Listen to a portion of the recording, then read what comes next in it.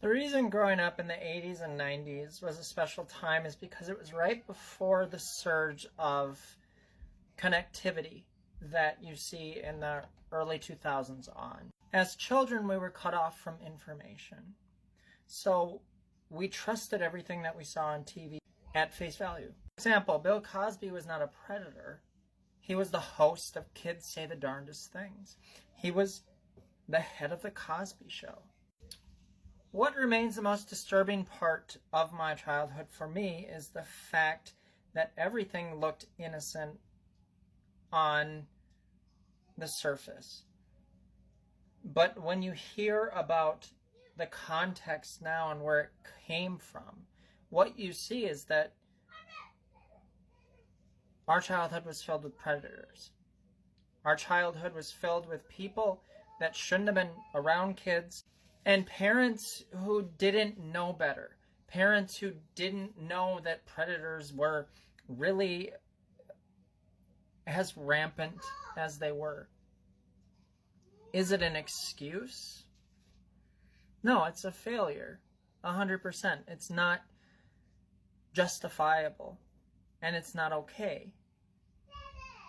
So much was going on behind the scenes in the 80s and 90s.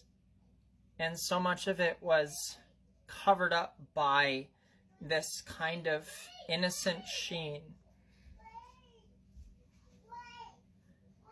The reason it was so easy to lie to a child and for a child's words to have no power is because information was not easily accessible.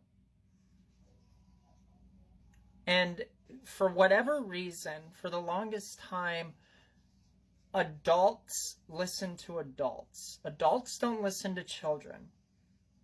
Adults think children are spinning tales. They think children are trying to manipulate, when in reality, who are the ones who manipulate? It's adults.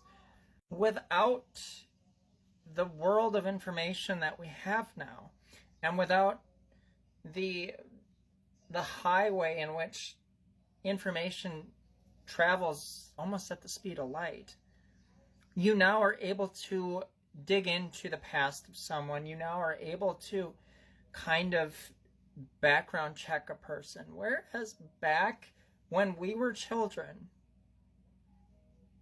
it was face value.